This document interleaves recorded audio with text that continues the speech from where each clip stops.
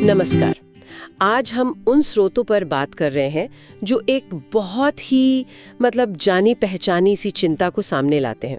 ये चिंता जुड़ी है हमारी युवा पीढ़ी से, खासतौर पर 15 से 25 साल की जो किशोर और युवा हैं। हाँ बिल्कुल, कई घरों में आजकल ये जनरेशन गैप वाली बात सुनने में आ रही है ना, जहाँ बड़े लोग जो हैं वो युवाओं के भविष्य को लेकर, उनकी लाइफस्टाइल को लेकर और दुनिया को वो कैसे देखते हैं उसको लेकर थोड़े चिंतित हैं। सही कहा। और ये स्रोत कुछ खास मुद्दों पर उंगली उठाते हैं, जैसे मोबाइल पर बहुत ज्यादा निर्भरता, हाँ, सामाजिकता में शायद थोड़ी कमी आ रही है और नशे की तरफ झुकाव भी बढ़ रहा है। ये कुछ बातें हैं जिन पर ये स्रोत रोशनी डाल रहे हैं। बिल्कुल। तो चलिए जरा देखते हैं कि ये स्रोत गहराई में क्या कहते हैं। हाँ, देखिए, इन दस्तावेजों से एक बात तो साफ लगती है कि युवाओं की जो दिनचर्या है, रूटीन जिसे कहते हैं, वो अक्सर थोड़ी अस्त व्यस्त सी है। और मोबाइल और इंटरनेट का असर वो तो है ही, उनके आपसी मेल जोल पर और शायद उनकी संवेदनाओं पर भी इसका असर पड़ रहा है। हाँ, स्रोत तो यही इशारा कर रहे हैं। ऐसा लगता है कि उनमें एक तरह का इंडिविजुअलिज्म, व्यक्तिवाद बढ़ रहा है। हाँ, और रिश्तों की जो पुरानी गर्माहट थी वो शायद वो थोड़ी कम होती दिख रही है। ये बात तो है।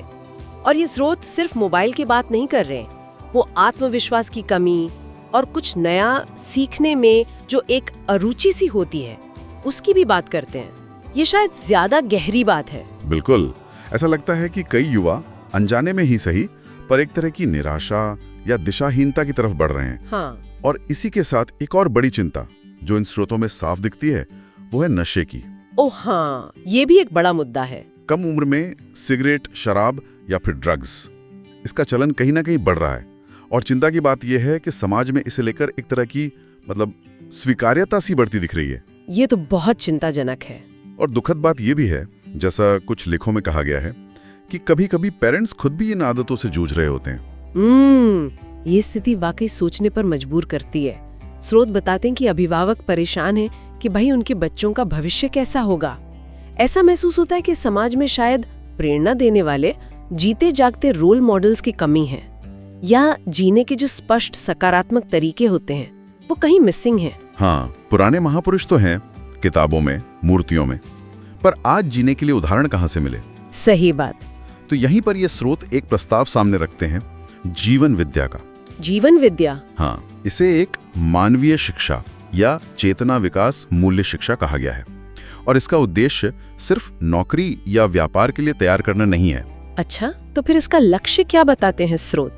ये जो पारंपरिक तरीके हैं उनसे कैसे अलग है ये? देखिए, इसका मुख्य लक्ष्य, जैसा इन दस्तावेजों में समझाया गया है, वो है युवाओं को पहले तो खुद को गहराई से समझने में मदद करना, सेल्फ अवेयरनेस, खुद को समझना। हाँ, फिर रिश्तों को जिम्मेदारी से निभाना सीखना, समाज में अपनी एक पॉजिटिव भूमिका को पहचानना और प्रकृति के साथ, नेचर के साथ तालमेल बिठाकर जीना। हाँ। जीवन विद्या में एक सेंट्रल आइडिया है व्यवस्था को समझना, सिर्फ बाहरी समाज की नहीं बल्कि अपने अंदर की व्यवस्था को भी। अच्छा। और इसमें मूल्य यानी वैल्यूज को सिर्फ नैतिक उपदेश नहीं माना जाता, बल्कि मानवीय अस्तित्व के लिए जरूरी वास्तविकता यानी रियलिटी के रूप में समझाया जाता है। और इसमें स्वावलंबन की भी बात की गई है ना, उसका क्या मतलब है? हाँ, यहाँ स्वावलंबन का मतलब सिर्फ आर्थिक रूप से आत्मनिर्भर होना नहीं है, बल्कि अपनी सोच में, अपनी समझ में स्वतंत्र होना, अपनी जरूरतों को सही तरह से पहचानना और उन्हें पूरा करने के लिए सक्षम होना। ये समझदारी से समाधान तक पहुंचने का रास्ता है। तो ये सब सुनने में तो अच्छा लग रहा है। क्या स्रोतों में इसके कुछ प्रैक्टिकल उदाहरण भी दिए गए हैं कि ये कहीं इस्तेमाल हुआ हो? हाँ बिल्कुल, ये सिर्फ बातें नहीं हैं, इन्हें परखा गया है। स्रोत बताते हैं कि जैसे छत्तीसगढ़ सरकार की कुछ शैक्षिक पहलों में इसका प्रभाव देखा गया है। दिल्ली सरकार का जो हैप्पीनेस करिकुलम है, उसके भी कुछ हिस्से इसी दर्शन पर आधारित हैं। बच्चों में इमोशनल समझ बढ़ाने पर फोकस है। अच्छा। और AICTE जो इंजीनियरिंग वगैरह की शिक्षा देखती है, अखिल भारतीय तकनीकी शिक्षा परिषद, उन्होंने भी इसके महत्व को माना है। इसे इंजीनियरिंग के सिलेबस में भी शामिल किया गया है। अरे वाह। और हाँ, अभ्युदय संस्थान अछोटी का जिक्र है, जो दुर्ग जिले में है, छत्तीसगढ़ में। वहां पेरेंट्स स्कूल के माध्यम से कई सालों से इसका लाभ ले रहे हैं। ये एक सफल प्रयोग माना जाता है। ये जानना तो बहुत महत्वपूर्ण है। तो जो लोग इसके बारे में और जानना चाहें, उनके लिए स्रोत क्या सुझाव देते हैं? हाँ, स्रोत सुझाव देते हैं कि अभ्युदय संस्थान अछोटी से संपर्क किया जा सकता है। वहाँ परिचय शिविर होते रहते हैं। अच्छा, परिचय शिविर। जी, और अधिक जानकारी के लिए या अगले शिविर कब हैं, ये जानने के लिए संपर्क सूत्र भी दिए गए हैं। 2 नंबर हैं। एक है चंद्रशेखर भैया, उनका नंबर है 9893025307। मैं दोहराता हूँ, 9893025307। इस नंबर पर कॉल भी कर सकते हैं और ये व्हाट्सएप पर भी उपलब्ध है। ठीक है। और दूसरे हैं मंजीत भैया, उनका नंबर है 9301359227। फिर से बोलता हूँ, 9301359227। ये नंबर भी कॉल और व्हाट्सएप दोनों के लिए है। 9301359227। हाँ जी, तो इन नंबरों पर बात करके शिविरों की पूरी जानकारी मिल सकती है। और हाँ, व्हाट्सएप ग्रुप का लिंक भी इन्हीं नंबरों से मिल जाएगा। उस ग्रुप में रेगुलर अपडेट्स आते रहते हैं शिविरों के बारे में। ये बहुत अच्छी जानकारी है।